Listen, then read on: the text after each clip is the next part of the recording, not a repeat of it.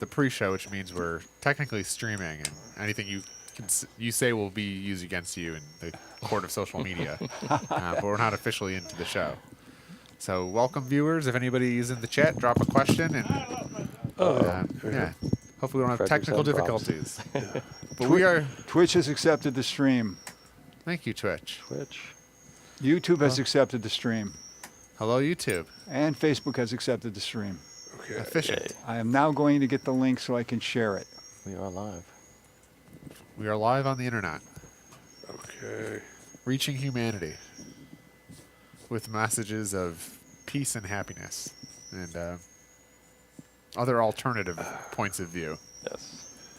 Okay, I now have the link, so I have to send it to John. Okay. John, you like a regular text message, don't you? Oh yeah. Okay. Okay. I just shared it. It's going. It's on my feed now. Okay, cool. Let me specifically send it to Josh. Can you just add me? Tag me? It should be poke tag.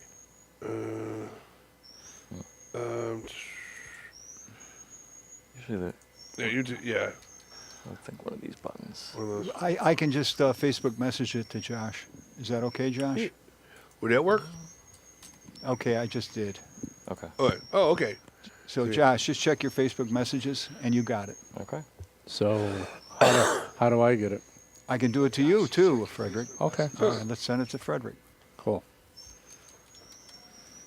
Boom, and I don't know how to tag boom, myself in it, though. and boom. Okay, now you got it, Frederick. Facebook messages.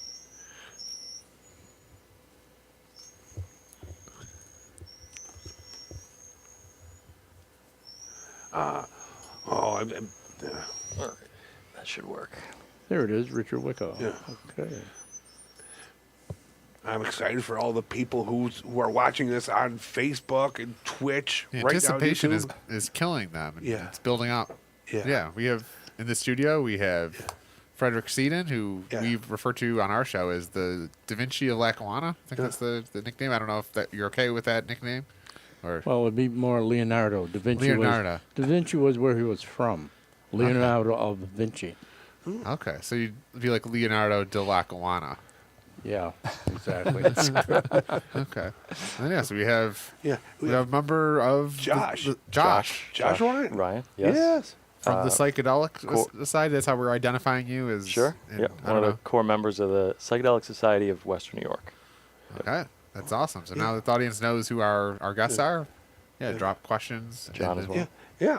I'm here, John. John, Uncle John. So Okay, tell me when I should start the show. man? Right. You can start the show when Okay, look at the timer on the screen. When it counts down, you're on the air. Hello, Think Twice Radio, and welcome to another exciting episode of Smalltalk with Matt and John. I'm John. And I'm Matt, and as we said, we have two wonderful guests joining us in the studio today. Yeah. Hello, guests. Yeah. Hello. Hello. We They're have Frederick Seaton here. Frederick Seaton, the Leonardo de Lackawanna, Yeah. and we have Josh from the Psychedelic Society Of Western New York. Yes. So we should have an interesting discussion. So Yeah. we'll be talking about psychedelics, Yeah. some art, some AI, and maybe some other wanderings Yeah. of the interest. But yeah, first maybe tell our guests a little bit about yourselves. So maybe we want to start with Josh. I'm sure. Yeah, unfamiliar with you, but nice to meet you, and Yeah. nice to meet our guests I too. actually know him. I do. Yeah, John and I work together, so that's how he introduced me to this. I'm a local here, Buffalo, and been here my whole life. Recently became involved with the Psychedelic Society of Western New York, but definitely have a long interest and use and history with psychedelics, so happy to share about that. And John recommended kind of tying this in with an artistic edge to it, so he said he had a friend who is an artist, and I thought that would be a great segue point. Psychedelic. Psychonaut. It has elements of psychedelia in my work. Because even art like music, there's psychedelic rocks. I think the term psychedelic gets approved to all types of art, but I would describe you're almost like a psychedelic visual artist, or at least some of your pieces are. I'm primarily a surrealist.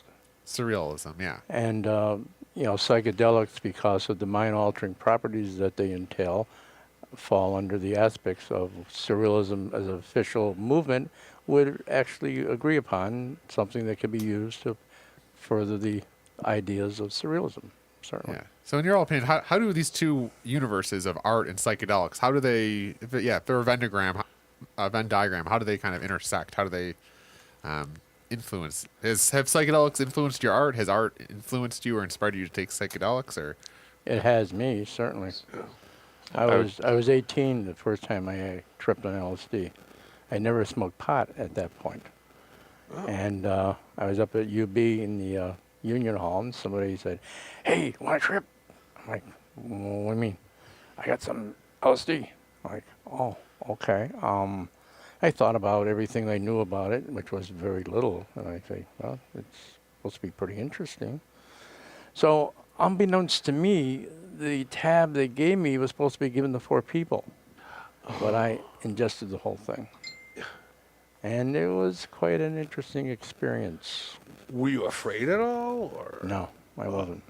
Right. Because I knew I needed something to break out of the stigma of schooling and parental guidance and all the flotsam and jetsam that I had collected over my lifetime. That needed something to really shake the dust off of it, and that seemed to be the thing, and it was. yeah, because I think we currently live in a kind of cultured society where psychedelics, I think, are generally bad, right? Psychedelics bad. That's kind of the general. Well, Richard general- Nixon administration really went into the idea that psychedelics were bad. There's Yeah, a stigma still there. I remember. Yeah, the war on drugs for me. I just remember hearing. I mean, I'm the Dare generation, so I remember the Dare Yeah. people Yeah, same. coming in and telling us, don't do drugs. And obviously, was it the Reagan administration, which is the war on drugs, which said, Drugs are Yeah. bad. Mhm. Yeah. What was it? Nancy Reagan. She would say, just say no. That was her Yeah. thing. And And yeah. one of the things that happened, unfortunately happened, there used to be a fellow by the name of Art Linkletter who had a program. Kids Say the Darnest Things was one of his, it was a book he put together with children saying really odd things. And he was on TV every day, and his daughter supposedly did LSD and jumped out of a window and killed herself. So he became a real spokesperson against using LSD.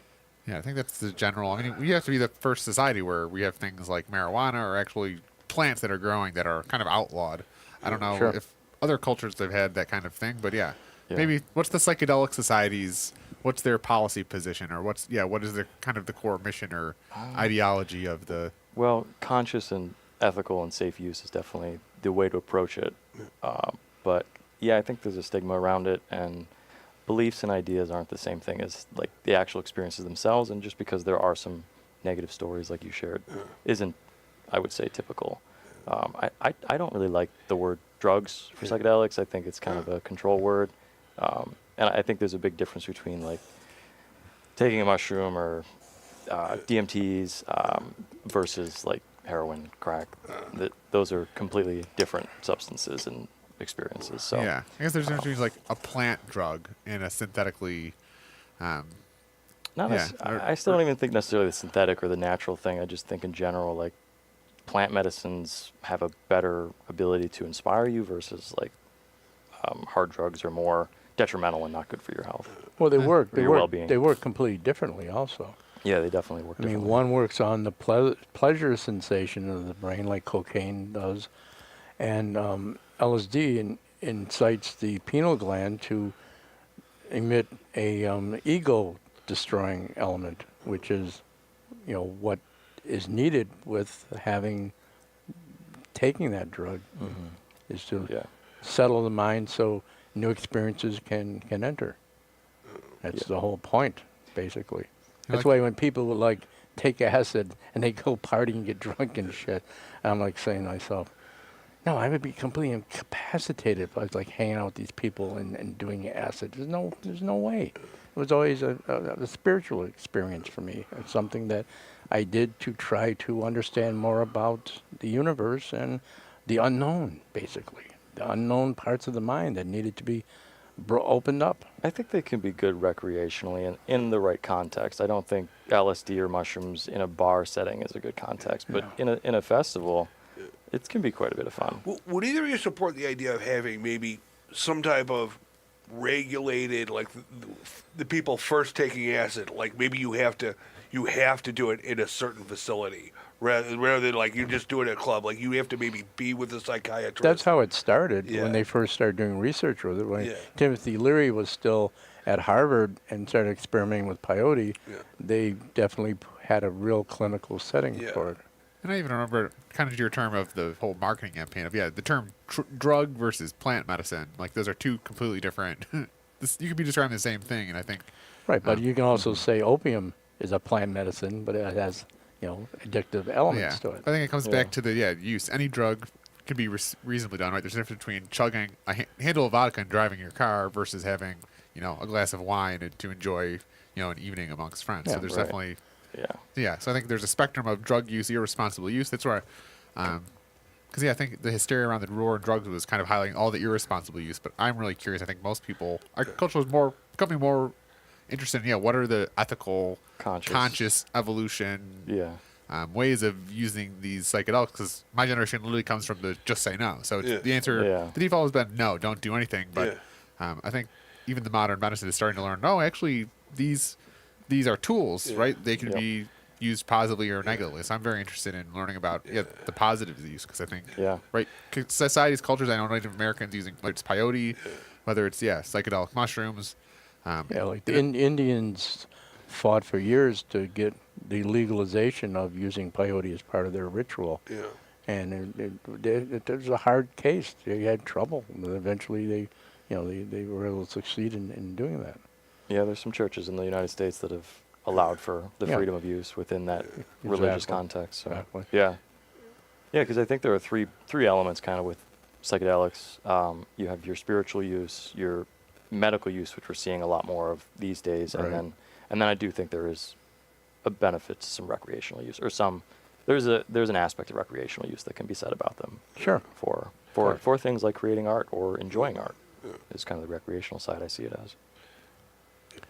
Yeah.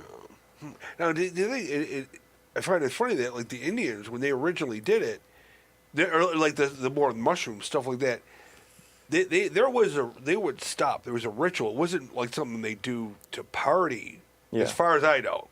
But it seemed like there would be a shaman, and there would be meanings to it, and it was A lot of them almost viewed it as like a ritual or like a rite of passage. The same way our culture has, right? We have we have First Communion, we have baptism type of life events, but I think some cultures But the ceremonial aspect with indigenous peoples goes back centuries.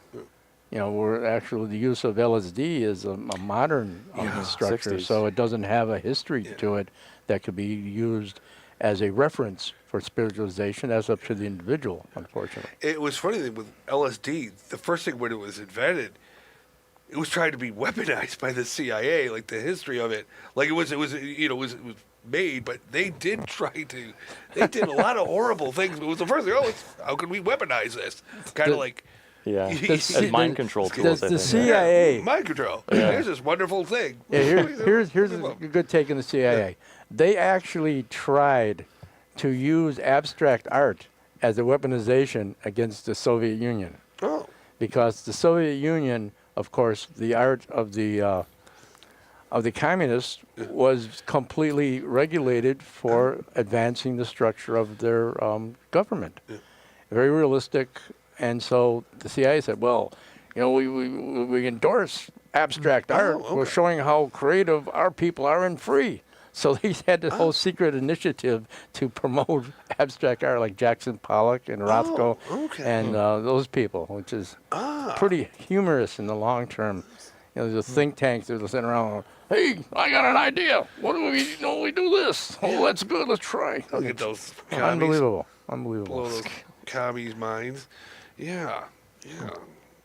But also there's scary stories like from the 60s too. They would dose people without them knowing it, which is really like people would do that as a joke.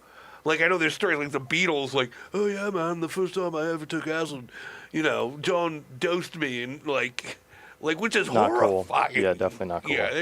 Yeah, people think they're losing their mind. Yeah. They're like, what's going on here? And I suspect maybe there have been times like people may have had schizophrenic episodes in the present and the past where there could be substances out there that you don't know of that might be producing, like, and you might come in contact with, like, I have a friend who came back from the Adirondacks and went into a coma for a month. But he may have contacted some type of psilocybin product without knowing it, like, through nature, because it seems to take such small doses to drive you nuts. Psilocybin or psilocybin? Psilocybin, yeah. And is it ayahuasca where there's just two random plants that you combined and Yeah, it makes a and they interact. yeah, so it's a Leaf in a vine. one. Yeah, how did human beings figure that out? Like, how did that go down? And what's going on A here? lot of when- trial yeah. and error. That's what I'm guessing. Is, what are all the But then, how many other combinations are out there in the Amazon that we just don't even know about? Or Oh, Yeah. absolutely. Yeah. You ever see the movie Medicine Man no, with Sean Connery? no. He's a doctor in the jungles, and the actress, I forgot her name, Racho, she played the psychiatrist in The Sopranos. She was Karen in Goodfellas. yeah.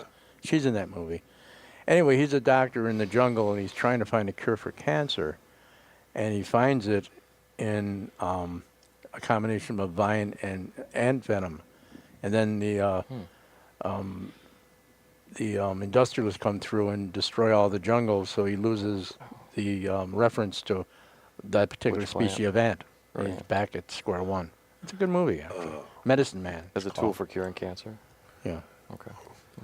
Can I say, like, what are these? I think when people think of drugs, they think of, oh, you're tripping on acid or you're on an ayahuasca trip. But, like, I've heard crazy stories about, people encountering deities, spirits, Yeah. shaped things. So, what's the trip? Is it I is it a think- view into another dimension? Is it something that's Something I was going to bring up today. So I think psychedelics give you access, immediate perception to energy. So you kind of get this window into the other energetic spectrums of reality. And yeah, like you said, you can see deities, entities. Yeah, that really only happens with DMT. Yeah, I was just going to say, so there are fantastical visual phenomena that occur with things like DMT, and ayahuasca is just a longer extended Right. version of Right. DMT, Yeah, essentially. DMT, they used to call it back in the day the businessman's trip, because it only lasts 45 minutes. So you Yeah, get 10 minutes. It's like 10 minutes. Oh. Is it 10 minutes? Yeah, it's quick. But the thing is, now the experience has got a constant to it, because people see the same entities, these reptilian creatures that are trying to communicate with you, and you kind of understand them while you're under the influence, but after you come out of it, you remember that they were there, but you don't understand that thing that you communicated with them. And it's such prevalence to it as being a constant phenomenon that the CIA is investigating it as an actual entrance into another dimension. They're actually doing some real... And a couple of guys, pseudoscientists, are trying to come up with a way of extending it. So you're doing the DMT, and it slowly metabolizes, and they're keeping a dosage, probably intravenously, so that you can have an experience for a few hours to try to get more understanding of what's actually going on in there. Well, that is what ayahuasca is. It slows I think it prohibits the compound from breaking off the receptors in your brain. Okay. Whatever's in the vine, I'm forgetting the name of it. But yeah, it's a MAO inhibitor, so it stops the DMT from essentially breaking down as quickly. So you do get 6 to 8 hours of a trip on it versus 10 or 15 minutes if you inhale it. But the vaporize it. ayahuasca vine is not as powerful as pure DMT, though. It is. It's still the DMT molecule. It is, but just- it's you not just- quite as immediately protracted. I think it's just a more intense form of it in a shorter time. So the trip essentially reaches its peak much exactly, faster yeah. versus it's a slower process. Doesn't the or a longer DMT process. isn't it the chemical that releases when you die or something, or it kind of replicates? It's Like definitely it's produced endogenously. Like, we've found it in our nervous system. But yeah, there's Yeah, some we have speculation natural that, DMT in our bodies. Yeah, I think it was certainly. Rick Strassman wrote that book, the DMT spirit molecule, where he speculates that this will be the substance that releases when you die. And he speculates, it kind of opens this doorway to whatever realm is beyond. Yeah, But, Terrence McKenna did Terrence a lot McKenna of was definitely a big research advocate for- with DMT. yeah, DMT as well. I just No, think he that- did die of brain cancer. I just think in the medical establishment, right? We're all on these Pfizer drugs and whatever, but we're so ignorant, I think, to these medicines that ancient cultures have used and have been used for 1,000 years and exist. And it's just crazy to me. What do you mean? There's two random plants you mix, and it it brings you to another medicine that doesn't make any logical sense. Right. The thing that Westerners, God knows, at least Christianity, we have been spiritually accessing things through drugs at all. Whereas think about it, like in South America, in North America, they've been doing that for centuries, millennia, like contacting the spirit, molding themselves. Where it's like we had all of our mysticism came from like a different kind of concepts. Yeah, and even know. like the burning bush Moses. I don't know. There's just like, was that some sort of That- drug trip? Yeah. That That to you me saw sounds very drug trippy. Like seeing like what would a burning bush look like? It would look like all sorts of strands and like branches going off like on fire. Glowing, To me, that red sounds colors. Yeah. very. That sounds very trippy. Like it could sound very mundane, but like when you visualize it in your head. Well, Yeah. just the whole concept of Christianity. Let's see here. So now you're going to drink this wine, and you're going to take this host, and this is basically the body of Jesus Christ that you're consuming, and it's a sort of spiritual cannibalism, and drinking his blood. The Transmuted into magical property. Yeah. That's basically what Christianity has as its base structure. It's like, Isn't I It's can see why okay. you want to throw those people into lion eating pits. You know, if there was a new church out there, hey, this is the blood of our leader, and this Well, is it's his body. when you kind of describe what it is bizarre. And I think even spirituality, Christianity is it's ultimately kind of about ego death, right? In a way, it's kind of. I mean, Jesus was almost like this enlightened being, or even like the Buddha. They're almost, it seems like experiences of human beings, like losing sense of their ego, and maybe that's why they became such good leaders. They kind of are tapped into your point of these energies that. Well, Jesus Yeah. Christ was a rabbi who was able to figure out that human beings have a certain connective tissue to a sense of spiritualization that he promoted. And he didn't say he was a god. He was speaking metaphorically. But after he died, the religion was completely structured around his followers, and he became a legend. That's the way I look at it. That's true. What do you know about mycelium or mushrooms? What's going on? Psilocybin. Psilocybin, yeah, but mushrooms and I know mycelium Yep. nuts or whatever. Mushrooms are like talking, like plants talk to each other. Like what's Yeah. Yeah, All like the plants structures. communicate. Yeah. They Are kinda- mushrooms aliens? I don't know. There's No, yeah. mushrooms. good one. Mushrooms are the largest living species on the planet. There's like a mushroom that the mycelium goes like something like 30 50 miles. miles. I've heard of that. 30 Yeah, miles. And it's or so, all yeah. connected to one base. Yeah. wow. One giant organism. Yeah, And- one giant organism. Is Exactly. it thinking? Like, Yeah. is there a tree beard kind of thing going on that we can't, or maybe we could contact that? Yeah. See that? I know Oh, they form these absolutely. amazingly symbiotic relationships with plants where they'll like actually attach to the roots of trees and then form connective branches between trees to Right. produce communication and even like Exactly. transpose nutrients to other trees that Yeah. are not getting as many. So Yeah. they have There's this. a classic experiment where somebody took two plants and put them in a room. Then they hooked the plants up to electrodes so they would be able to grade, just like an electroencephalograph, the reaction of the plant's electrical properties.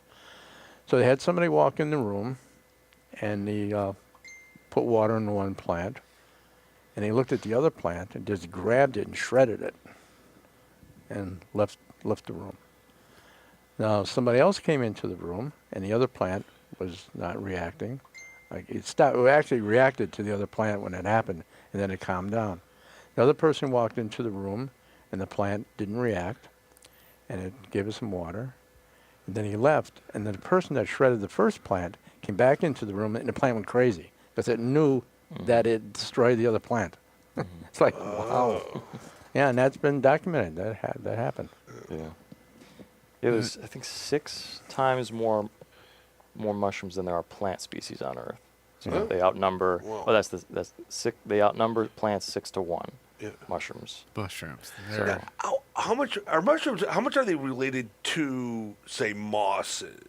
They're not related to anything. Yeah. They're almost like an alien species. I know they're the oldest too. Or they're super old. Like when the Earth was nothing. At the first, I think was it Yep. mosses and mushrooms that first colonized the Earth? It's algae, which became lichen. So algae yeah.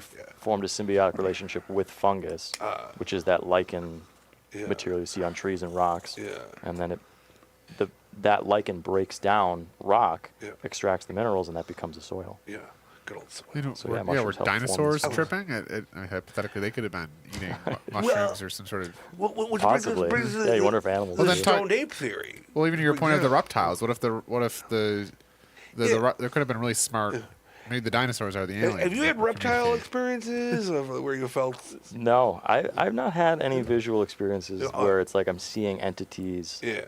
of an extreme extent. Dosage has a lot to do with it. Yeah, I've taken some big doses on things, and I mean, with mushrooms and LSD, it's usually just been like textures, patterns. The walls are breathing, Right. moving. Right. The epiphanies are coming to you. You just have these downloads of awareness and understanding, and Well, colors are brighter, more vivid. My first trip on LSD when I was 18, the main thing that happened was I came to the conclusion that reality was completely suspect, and people have no idea what the hell actually was going on. They're just making shit up. That's basically the conclusion I came Nobody to. knows what's going on. And also, Yeah, that's very also, true. we were on our way to this one place to hang out after we left Psychus. And I first started getting off on the drug, and I'm sitting there, and somebody gave me a glass of wine, and I'm watching the audience in the dance floor. They're dancing. I was chewing gum. All of a sudden, a tendril of gum came out of my mouth and snaked along the floor and attached it to somebody's head. And I started to read their thoughts. Then it went down and attached it to another person's head, and I was reading their thoughts. So in the course of a couple minutes, I had all these tendrils out of my mouth, and they're attached to everyone on the dance floor's head. I was reading all their thoughts at the same time. I was like, whoa! And I spit the gum out, and then it just disappeared. So I'm sitting there, okay. So then they were playing Abraxas by Santana on this big sound system, and that's a great piece of music. I was starting to see kaleidoscopic visions, and I'm like, just like seeing all these things, and all of a sudden, in the middle of a note, sound goes dead, and this guy walks out on the stage and goes, "Okay, everybody, here we go. You've been waiting for Ricky Nelson live on our stage." And comes out singing "Hello, Mary Lou." I'm going, whoa, whoa. So shortly after, we all left and went down to that person's place. But as we were driving along Ridge Road to go down Electric, my father at the time was the head bouncer in the Astrolite, which was a bar. Whoa. And he was a bit of a pugilist. He used to like to scrap. And I was kind of afraid of him. I was like 18 years old. As we were going by, making the turn, I saw him sitting in the window. I just went like, "Let me out of the car. I'm going to beat up my old man. I'm just done with him. I'm done." They wouldn't let me out. But from that point on, I was never afraid of him ever again. That whole parent-child thing, it just dissipated like smoke. So those are two things that happened with my first LSD I was curious trip. what your comments were when you said you get downloads or like epiphanies. I know I've Yeah. What do you mean by that? Yeah, what kind of? I guess my first mushroom trip, I had a very strong one that stuck out. I always say, like, when you're a kid and you fold a piece of paper up a bunch and then you cut out the shape of a human and then you unfold it and everybody's holding hands. Well, I had like this vision of the earth and then everybody around it was encircled, kind of like that, all held together. And just the epiphany that was coming to me was everything is connected. And it was a really strong there's a connection to everything here. And yeah, it's just this knowingness that has stayed with me, like everything. Yeah, I had a very That's similar thing with my first trip. I came to the conclusion that there is only one thing. All energy and all matter and everything is simply one single substance, and it has variations of form, shape, and texture, but it's simply one thing. And that's a unifying element in my mind, which I've kept intact to this day. That's good. Whoa. Now, okay. Now, do any of you believe in the stoned ape theory that actually by taking like our ancient ancestors, maybe we developed our giant brains because of like ingesting the one theory was that we were eating cow dung mushrooms that just help us develop our brains and break our egos down Yeah. and communicate verbally. Terrence McKenna definitely Yeah. popularized that, and I liked that idea for a while too. Yeah. I don't think it's Yeah. fully might not be- accurate yeah. as a means of describing how human beings develop intelligence. Yeah. But so the reason why I disagree is evolution takes thousands of years, hundreds Yeah. of thousands of years, so Yeah. very long periods of time. Yeah. So, and small amounts of mushrooms being consumed don't automatically genetically carry on to the next and create, intelligence within a Right. small span of time. But as So- far as religion Yeah. goes, though, there's definitely a connective tissue with I would psychedelics. say, that's yeah, and, for uh, sure, yeah. I think yeah. psychedelics and religion, Shamanism and spirituality whatnot. has been Yeah. tied longer than even Yeah. most religions. In fact, with I ancient think cultures using Yeah. psychedelics. one of Yeah. the first actual connective tissues with the human spirit and religious experience was, mankind had no real connection to the stars and the moon and the sun other than they were there. Not for affecting him outside of heat and cold. But the menstrual cycle basically was caused by the lunar element. Yeah. And mankind realized in certain societies that there was a connection between the moon and the woman's menstrual cycle. And I think that was the first real connection with a religious experience, was making what is outside as part of inside you. But that's, a speculative theory, which I think might be true. I think, yeah, how different would our society be? What it was, people were, taking psychedelics around a campfire, looking up at, a sky with no light pollution versus now where we sit at home in front of a 60-inch flat screen TV. Yeah. See a lot of stars on those big screen TVs. Yeah. Yeah, watching football, drinking the legal drug beer. So it's just Yeah. like, how different would we all be if we spent... Beer is the oldest drug in the world. The Egyptians were making beer. That's why we started I would have thought. agriculture. Was to collect to grow beer, so people could have beer. They say that's the real reason why people started Right. growing And the stuff. main reason for it is that you die from drinking water. I would have thought tobacco would have been No, one of the tobacco oldest came from the Americas. There was no tobacco before the Indians, before it was imported into Europe. Not at all. But yeah, but I want to touch one more thing on the religious side of things, is that psychedelics are the only tangible thing I can take and is going to produce a dramatic, what feels like a spiritual experience. Right. Like I can read religious texts or pray, but like when you take a substance, a plant medicine or an entheogen, you have this profound internal shift in perception. It forces you to be susceptible to not having skepticism in your subconscious. You're immediately forced into that experience. And that's why it's so powerful and overwhelming. I just know church is really boring. To get a spiritual experience, you got to listen. And I think a lot of people are just faking it. Because I've seen like religious teachers of mine where they're out of their goddamn minds. They're like, yeah, you got to be into Jesus, and like, what are they on? Usually they've had special things, but I remember being a kid just God damn. Well, that's I think where society we're moving towards, almost as agnostic, where no one really fully believes in anything. But I think spirituality or believing in something is like it's part of the human experience. I don't think you just become agnostic and maybe Amazon and corporatism is the new religion. But I think a lot of people and also evangelicalism has now become so politicized that you can't trust those people in the least. Yeah. That they're just pushing an agenda because they want to put religion back into government and schools, and it's clearly in the Constitution, separation of church and state. But these people, they don't care. They I think it was maybe keep pushing it. Maybe Joe Rogan, he thought that anyone that's president should be required to take like an ayahuasca experience or actually take these psychedelics. It's like, how much difference would it have if you had these people that had so much power taking some sort of drug that helped them. Can you see Shrink Donald their Trump ego. on Aquawisha? Oh, he needs it. I mean, wonder. what would Somebody's a gotta Donald give him Trump? that. You know, what would Donald Trump on ayahuasca if he came to the realization? Oh, I have a lot of power and influence. I could use this.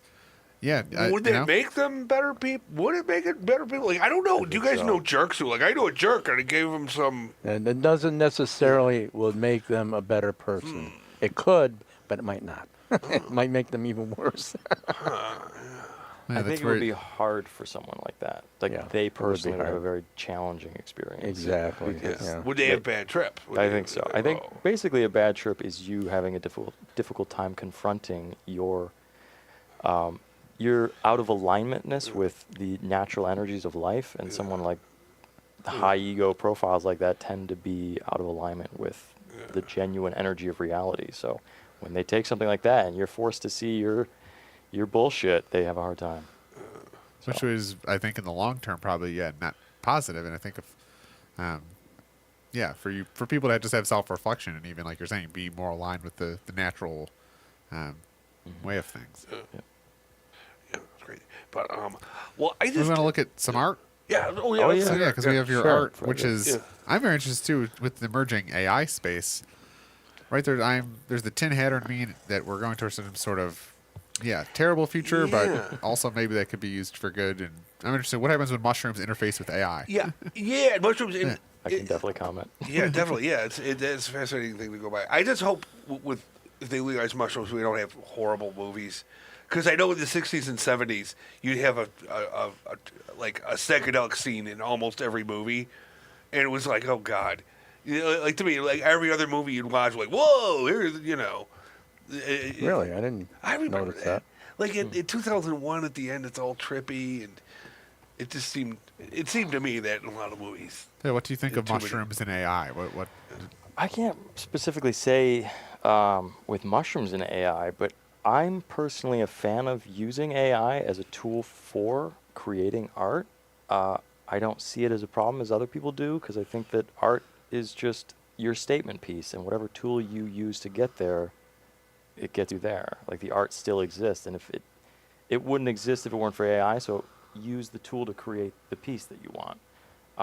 I understand too why people are skeptical to see it as a tool for creating art, because it kind of takes away the labor hours, is I guess what most people don't see it as, or It takes the away skill. the actual skill of actually being able to produce it from scratch. Yeah. And that's the problem with AI, is that anybody can just come up with an idea and then this machine makes it for them.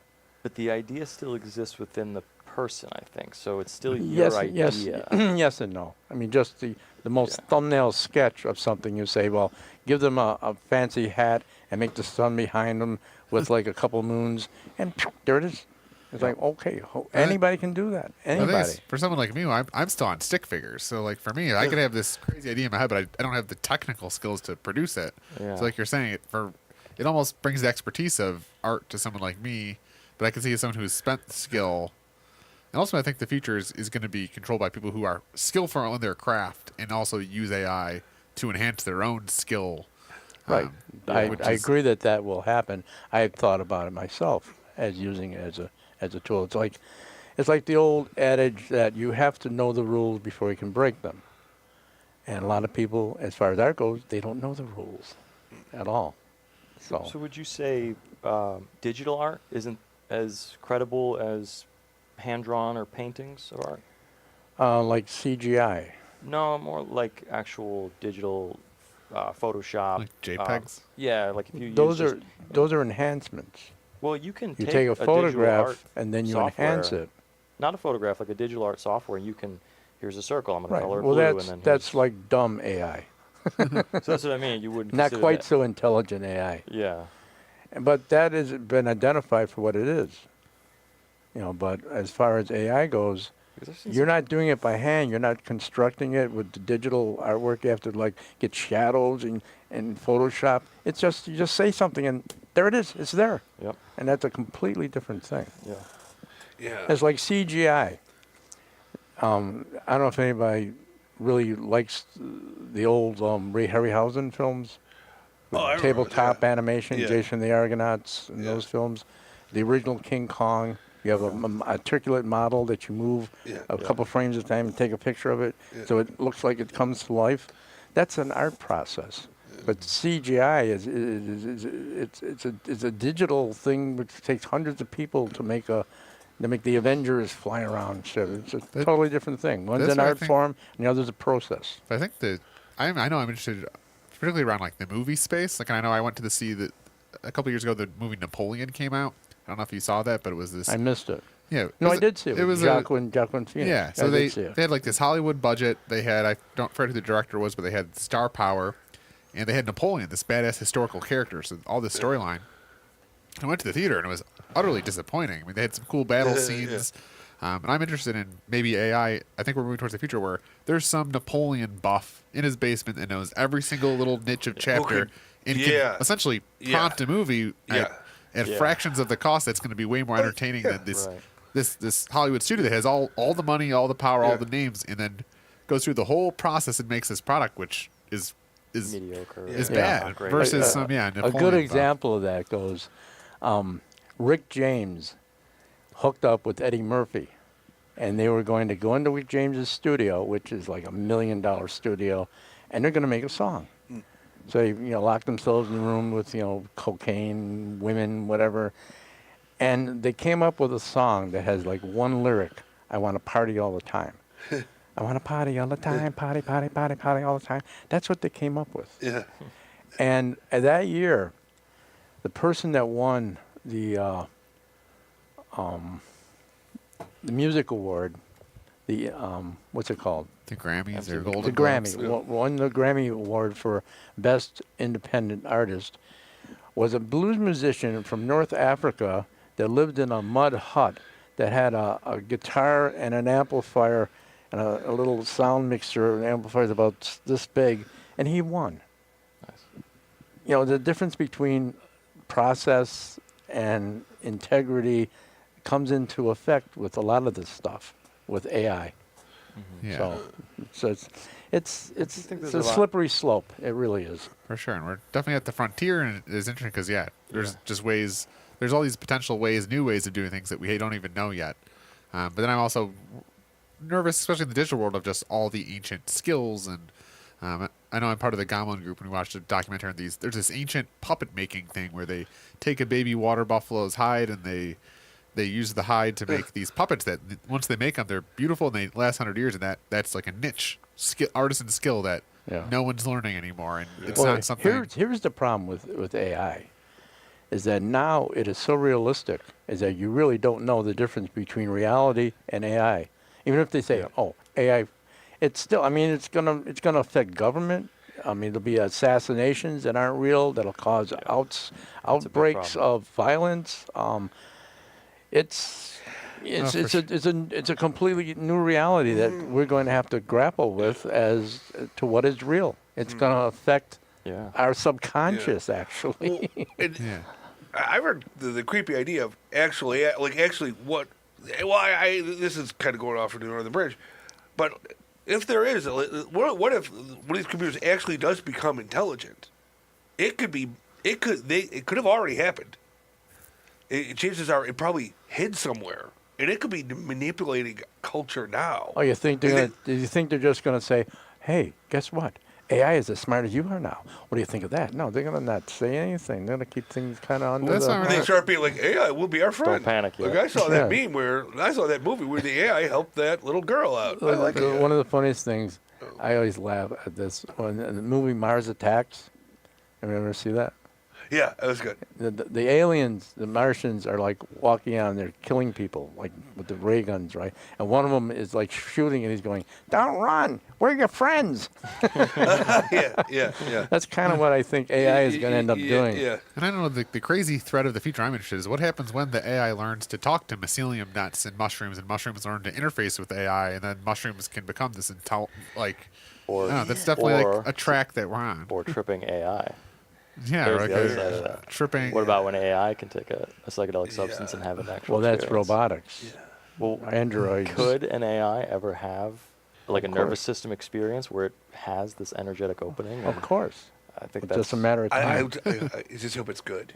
It's nice. I'm a- of the opinion AI will be a benevolent force. Good. A Okay. good. Yeah. It will see yes, it life will, and humanity and appreciate it. But and want to humanity study may it, not and respond I think with enough moxie in order to save the environment. Yeah, That's I the know, I problem. I agree. I think humanity's going to respond negatively or Well, it seems like reactively. our current internet culture has just evolved to like memes. So I think that the AI has all these amazing features, but it's just going to be a bunch of people making like gorilla videos and like stupid like short form memes and yeah. That says more about humanity than AI. Well, yes, I think the higher aspirationals. Yes, this Yeah. could unite humanity over under one roof. But Yeah. yeah. So do we have some psychedelic themed art we want to? Oh yeah, let's take a look at some of that art. Yeah, Frederick, I'd like Or to do you ask All right, you. let me just I got finish a poem here? this thing Yeah, about poem? AI. Oh, okay. There's something I wrote a while back called Fake Reality. In the future, all media will be manipulated to the point that reality itself will be in a constant flux of being suspect of being fraudulent. So much so that all information runs the risk of the potentiality of being assimilated as fake digital imagery, to the point of the viewer not being able to believe anything he perceives on visual media. This breach in the truth will eventually disrupt the divine from the temporal in the soul of mankind, to the point of madness with no turning back, from the brink of new alternative reality of fraudulent bits and bytes so conspired to confuse real truth from artificial intelligent prompts. That's one thing I wrote. I had a bunch of stuff I've written about AI and all kinds of shit. Yeah. But, oh, you guys want to see some Let's see artwork? some of Yeah. that artwork. I'd like to Yeah. ask too, was there any influence psychedelically with your art that you care to share? Was that part of your process growing as an artist? Yeah, I started out, I was born in Tennessee, and we moved.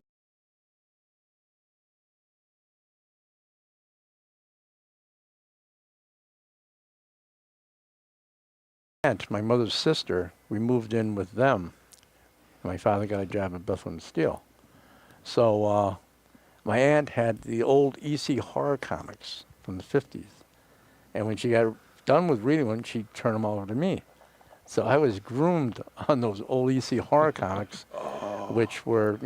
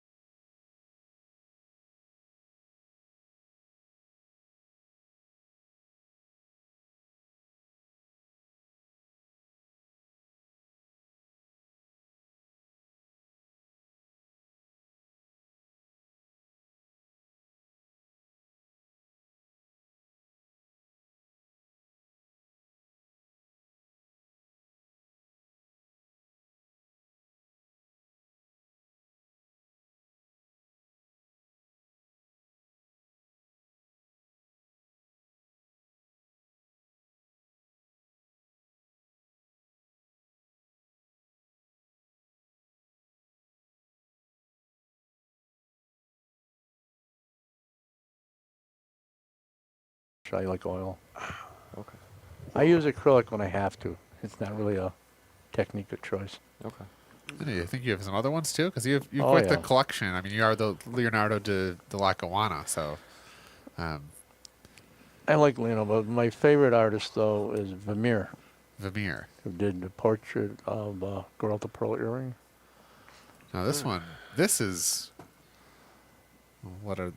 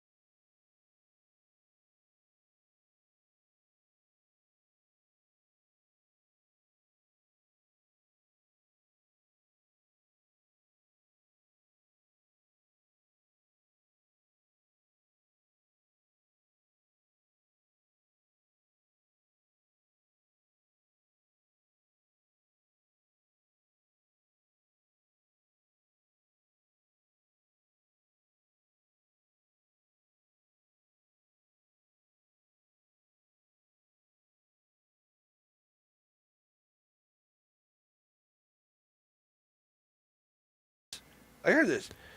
Like imagine we had this, that their bones were stolen from the gods. Which imagine that in Western society we were growing up like, these bones, they belong to these other gods. Like, how would that shape our thought process, our morality? If that was our belief system, like maybe we'd be like, oh, we'll rip that man's heart off with a stone. Let's just say, With his own right, thing, maybe there was some sort of totalitarian regime, like, and maybe that person was on a really bad trip, and maybe that was the result of, I don't know. Right, it's called priests. Bones. Yeah. Gotta love those Aztecs though. That's what I'm just saying. I'm interested in, the pyramids, because it's like, no, but also the Amazon. What's all, like, how many other psychedelics are just in the Amazon that we don't know about? Their cultures are not just psychedelics. We got chocolate from there. We got caffeine. We got other good stuff. Tomatoes. We have tomatoes are from the Amazon? I think they were from South America, I believe. I'm not sure. Me either. I'm pretty sure that Italians thought that tomatoes were poisonous up to about 300 years ago. because They would eat them. yeah, they were maniacs. I love tomatoes. Yeah, Oh, they're great. yeah, and then I guess then that they figured out that tomatoes were good, and then we got pizza. That's what a pizza is. And of course, pasta came from China. That's right. Yeah.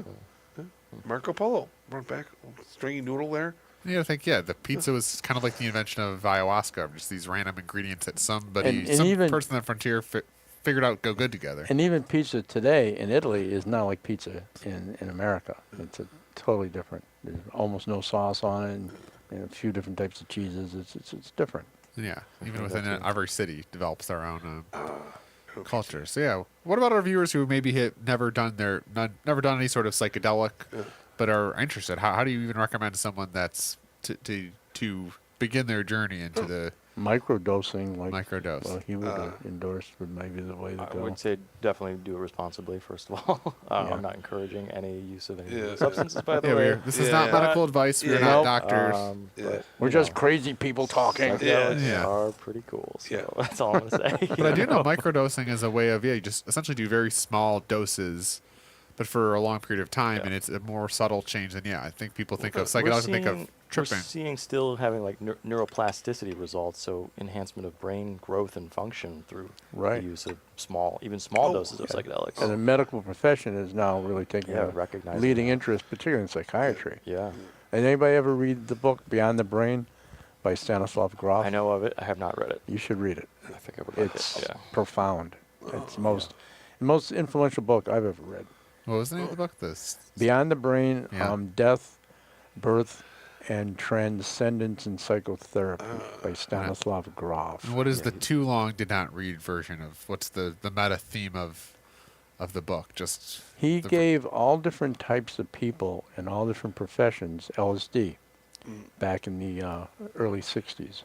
And his theory was that the hallucinations they would have would be something he could study to help people in therapy with certain psychiatric problems they had. And what he found, the exact opposite happened, is that everybody was having the same hallucinations. They weren't completely unique to the person's personality. And that caused him to really pause to think. And he spent a number of years thinking about it and working out things, and he came to the conclusion that all of our thoughts, all of our emotional responses come from our trauma of the 4 clinical stages of birth delivery. And that was the basis of his structure. But then as he got further into things, he came to the realization that our entire understanding of reality is completely based on antique systems of Newtonian Cartesian systems. And then he started to investigate all these other things like subatomic particles and whatnot, and it's a profound book. It's well worth checking out. Yeah, I definitely would be interested in that. Yeah. 'cause I feel like the general society, people, maybe it's just my perception, but our society feels like we know everything. We're very smart, intelligent, but I feel like we're closer to literally knowing nothing about anything. Reality, there's Like Schultz from Hogan's Hero. I know nothing. I see nothing. Yeah. they were running like saboteuring things in his camp. He was in a prison camp, and the prisoners were getting out at night and like sabotaging the Nazis. How could he not see that? It's terrible. Have you ever watched the show? I haven't. Oh my God, the guy. Okay, You said not see that. Not see, not see, not yeah. see that. They were very incompetent. I can't believe those guys were so as evil as they were. But they ran a prison camp with American soldiers in there and different soldiers from all over the place. And they would get out at night. They would go. They would sabotage You're stuff. talking about Hogan's Heroes? Hogan's Heroes, yeah. Oh. And sexy ladies would come in like every week and joke around with the guys. And the guy would. Hogan's Heroes is actually based on a movie called Stalag 17 with William Holden. That was the basis for it. And that wasn't a comedy. It was a good Wasn't film. that a really good? That was was a that was good film. another really great movie. It was a good film. Yeah. Anyway, yeah. What are your maybe hopes for the future of psychedelics in society? I feel like in my brain, I there's this vision I have of everyone, takes psychedelic and reaches self-actualization, enlightenment. Then there's also part of me that fears that big pharma somehow takes over psychedelics. Big and- Pharma will, certainly. Well, Try. I'm trying to think. How do we resist big pharma? How do we bring plant medicine to I the think people? you should sit down and take a stress pill and think this over, Dave. Take more drugs. Just take a 'Cause Pfizer prescribed we'll have pill. AI. We'll have with drugs. Yes, John, you better take more drugs. I think we just need more research, more success stories, people who are advocating for it. AI will be able to come up with newer compounds eventually. Okay.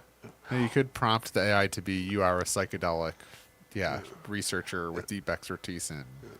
Yeah, that's interesting too. The idea of how could mushrooms then talk to an AI to help it develop some sort of psychedelic solution for humanity's Yeah, problems. poison them all. Yeah. How would somebody join the Western New York Psychedelic Society?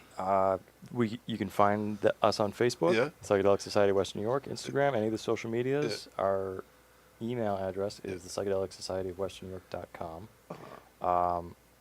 And we host monthly community gatherings, so feel free to show up if anybody's interested in that as well. Okay. We have one Yeah, coming up in I looked January. at your page and I didn't find an actual link to like an address or a phone number or anybody to talk to. Yeah, just message through Facebook. It's a messaging app we can respond to, or So or somebody the emails on randomly there. We that's have part of the secretary. organization will Yeah. respond. Yep, there's a Okay. secretary that responds to the emails. Do you have do you have anybody, people from the psychiatric community who are members? I don't. Yeah, members definitely. Okay. Yeah, we definitely have members. None of the core members themselves are, but we have associated Yeah. with those who are involved. How many members would you say belong roughly? 4 or 5 of us right now. Cool. Oh, for the whole group? Yeah. I have no idea. I think our Facebook has like 6,000 followers. 6,000. I don't know what our email list is. What is the general? I don't know. So- Temperature of society in psychedelics. Are most people hear you and be like, "Oh, you people are crazy hippies," or is it a mix? Are people I would say open-minded? there's still a stigma around it. Yeah. But for the most part, like we're doing community gatherings, and anybody's welcome to show up. And then we're currently hosting. We do sanctuary spaces at any of the local festivals, so we can provide a safe space for anybody who may venture into psychedelic territories, who has a difficult time. They can come. They can rest with us. And trying to advocate for safe and like I said, responsible, conscious use of these substances. You're not going around it's America in a bus.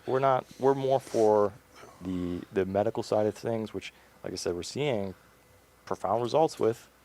Studies are showing that it can assist in, depressive episodes, forming new connections in the brain, releasing old habits. They're very helpful with veterans too. Yeah, PTSD definitely showing signs of That's great. It's really funny you mentioned a safe place. Back when I was like 19 years old, I used to go up to Toronto, just to certain festivals, rock festivals up there. And there was a place there which was a safe sanctuary called the Electric Circus. And basically, you could get into the place at 8 o'clock at night. You would have to leave by 8 o'clock in the morning. But it was all set up for psychedelic playground. There's like all these rooms that were like had like funhouse elements to them, and different barrels you can crawl through, and seats that were like foamed. You could sit there and watch the band that was playing. It was called the Electric Circus. It was very cool. I was up there maybe 3 or 4 times, spending an overnight stay in the place. That sounds cool. Yeah, I it was think awesome. one of my favorite trips I heard. I know Jerry Garcia from the Grateful Dead. I think he told a story of one day. I think it was somewhere in San Francisco, but he took a cupcake before a show, and it was the dosage of something like way more than one person should have. I remember I think he saw a demon or something, and he just said, "I'm just gonna play like my life depends on it." And he get out there and just started shredding it. I don't know. I like to think of that anytime you're doing your art, whether it's painting, perform like your life depends on it, or like you're playing for your life. And I don't know how that concert ended up. Maybe it was better in his mind, but Carlos Santana got dosed just before he went on stage at Woodstock. and I'm sure Jimi Hendrix probably Hendrix, is. I recently found out that the Grateful Dead are the originators of tie-dye shirts. I didn't know it originated with them specifically. I mean, That's pretty amazing. Oh, I know. I mean, okay. they're kind of a I didn't symbol know of the they- 70s Yeah, yeah. psychedelic Yeah. movement, and that Yeah. the actual tie-dye Yeah. originated with them. And then there was Ken Kesey, who wrote One Flew the Cuckoo's Nest, Band of Merry Pranksters. Pranksters. Yeah, they were a whole group of freaks that would drive around Yeah. Bus. in a magic bus, they called it, and they would like give people LSD and Yeah. they would The good old move days. on. And I think They were someone, handing out like I think candy. someone that's like a millennial, just when I hear about the '60s in general, it just sounds like when I went to UB, I never had anyone said, "Hey, you want a trip with acid trips?" It's like just this Yeah. whole almost Wild West. You are of- good guys. It Yeah. was a wild We were the west no dare, of yeah. sorts. So it's just we were the no dare Oh. days. So we were the just don't do drugs at all. Yeah. So just when Yeah. I think of the '60s, whether it's the politics or it's just the drug culture, the music, it's like that's just a time that's like Well, it Yep. was a cultural revolution, basically, is what it was. See, I grew up in the ass end of the 70s. So to me, it was like there were kids smoking up in class. There wasn't. I didn't see any of the good parts of drug culture at all. Okay. To me, Well, we got about 30 seconds here, so I want to thank Josh and Frederick for coming on. I feel like we could, maybe there's more. I think, there's way more content to talk about. So yeah. We'll have we to do it. appreciate Have you. to do it again. Keep making art, being creative, and safe use of psychedelics if you can. safe and Venture into that territory. yeah. So thank you, viewers, for tuning in. Any last bits of wisdom? yeah. Art is the infidel that picks the lock of the door of the subconscious that the mind is too timid to open by itself. Okay. Yeah. That's something that audience will let you chew on that. I know I will be as well. So thank you for tuning in. Thank and you. till next time, I'm Matt and John, and thanks for tuning into our show. Yeah. Thanks, guys. Yeah, Yeah. definitely. Thanks.